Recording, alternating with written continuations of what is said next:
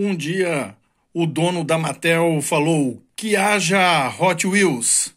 E assim se fez os Hot Wheels. Escola de Colecionadores. Nesse 7º episódio, vamos falar sobre as regras de desenvolvimento de designer e o que isso impacta nas nossas coleções de Hot Wheels. Meu nome é Will, você está no canal Hot Wheels Blumenau. No início, só existia uma regra: fazer carrinhos de corrida para correr nas pistas de diecast, de metal. O designer, então, só se preocupava em fazer um bom carrinho para correr nas pistas. Mas outra regra começou a existir dentro da Hot Wheels assim que ela foi lançada. O objetivo da Mattel e da Hot Wheels, quando ela foi lançada, era produzir carrinhos que corressem nas suas pistas, feita de diecast, de metal fundido, mas que custasse $1. Essa simples regra de custar $1 está sendo seguida até hoje, 56 anos de Hot Wheels.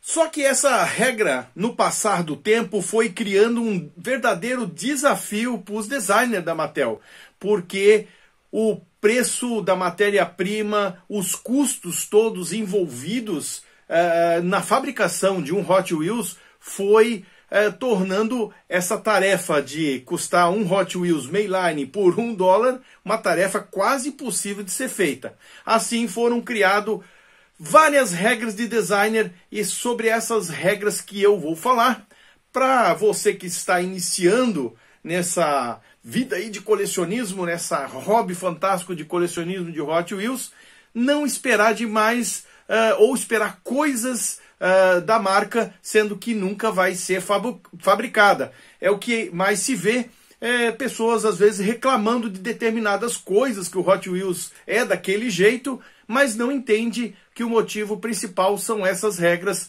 que eu vou passar agora para vocês. A primeira regra seria a chamada regra das 4 partes. A regra das 4 partes foi criada ali por meados dos anos 2000, na desculpa de não ter peças pequenas das miniaturas que poderiam ser engolidas pelas crianças. Mas, na verdade, o motivo principal foi a redução de custo. Ter apenas 4 partes, um modelo de Hot Wheels. Vou pegar este Camaro 67, um tradicional modelo da Hot Wheels, e ele foi até utilizado naquele meu quadro muito mais do que os olhos podem ver, os easter eggs, aqueles detalhes que não dá para ver se não desmontar a miniatura. E ela já está pronta, foi tirado os rebites e foi utilizado lá. Então vamos contar quantas partes é feito esse Hot Wheels. Eu vou abrir ele aqui. Então nós temos a primeira parte, não contando com os eixos e com a roda, faz parte dessa regra, é a base. A base é uma das partes.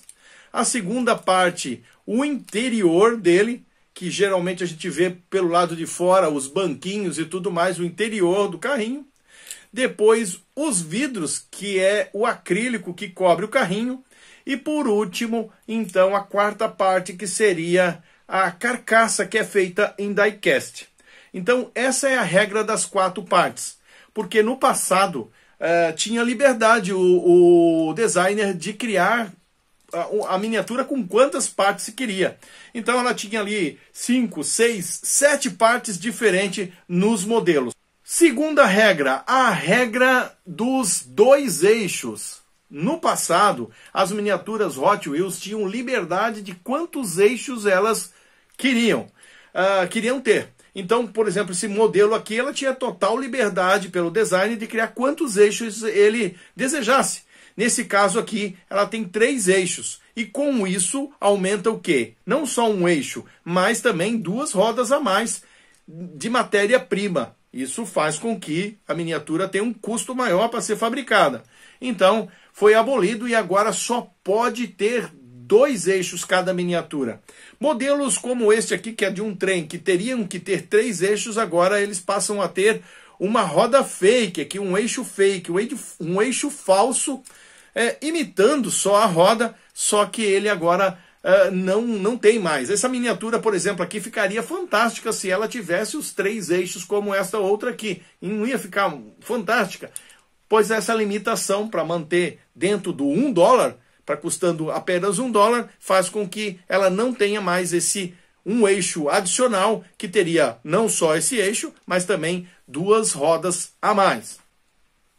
Terceira regra, a regra do menor peso. Essa é uma regra recente, a tentativa de diminuir cada vez mais o peso das miniaturas. Mas o que isso tem a ver com o custo de $1?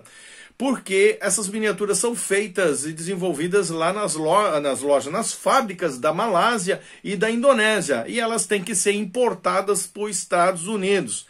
Hot Wheels é americano, é o público americano primeiro lá. Então o que aconteceu? Todas as miniaturas agora passaram a ter uma diminuição da parte de metal, que é chamada de Zamak, toda feita de metal fundido, para ter uma parte enorme de plástico. Essa Silverado, se fosse no passado, essa carcaça de cima dela aqui seria toda feita de metal. E aqui agora é um acrílico só, uma das partes, o centro, a segunda parte, uma pequena parte que é basicamente esse círculo aqui em redor, que é feito de die-cast, nem esse interior aqui não é feito de Zamak, de metal fundido. E a parte de baixo, que é a base, obedecendo a regra das 4 partes. E do peso, uma miniatura dessa daqui seria quase o dobro do peso se ela fosse feita toda de die-cast, de Zamak, essa parte de cima aqui. Então essa é a terceira regra e é uma das regras mais recentes que a gente tem acompanhado, que está sendo colocada. É uma imposição para diminuir o peso das miniaturas. Algumas são maiores, outras a tendência das miniaturas de Hot Wheels serem cada vez menores para exatamente possuir o menor peso possível de uma caixa na hora de importar. O frete é internacional e aí passa a ser muito caro para trazer de um lado para o outro. Se ela passa a ter metade do peso, vai ser a metade do preço. Quarta regra, essa também é bem polêmica, é a regra das 3 decalques. Só pode ter 3 decalques.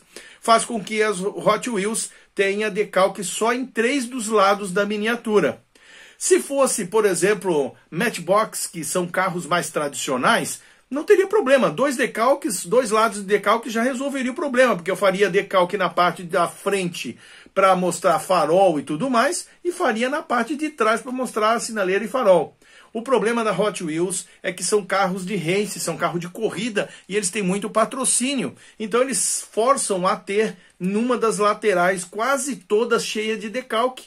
Aí ela tem decalque na frente, mais patrocínio que se tem, mais decalque no outro lado. O terceiro decalque acaba que sempre um lado da miniatura fica sem detalhamento de decalque. Por isso que acontece de muitas miniaturas elas não terem acabamento de sinaleiras na frente. O pessoal diz, poxa, poderia ter sinaleira, poxa, não tem nenhum acabamento na parte de trás. Há muitos colecionadores, a gente vê reclamando disso, sendo que é uma coisa que não vai mudar nunca. É uma reclamação infundada, porque essa é uma regra que já tem até bastante tempo dentro da Hot Wheels, de ter só 3 partes de decalque, justamente para economizar custo e ela ficar dentro do $1, que é desde o início. Então tá aí para vocês as 3 regras principais e para que isso serve para nós colecionadores. Evitar ficar com as expectativas de que tenha determinado detalhe dentro da miniatura, sendo que nunca vai ter numa miniatura Hot Wheels esse detalhe que você está querendo, que é o caso aí de detalhamento de farol e tudo mais, detalhamentos mais precisos, que ela fosse feita toda de metal, ou que tivesse porta que abre e fecha para ser mais de uma parte. Não adianta você esperar nada disso, não adianta você reclamar nada disso de Hot Wheels, porque Hot Wheels sempre vai ser dessa maneira, que ele é desde o início dessa maneira. Carrinhos fundidos, mas que são feitos especialmente para correr na pista, mais outra premissa que custe $1 apenas. $1 apenas. Recentemente é que houve um aumento um pouquinho maior por conta do frete, mas eles já conseguiram ajustar isso de novo lá nos Estados Unidos, ele custa $1.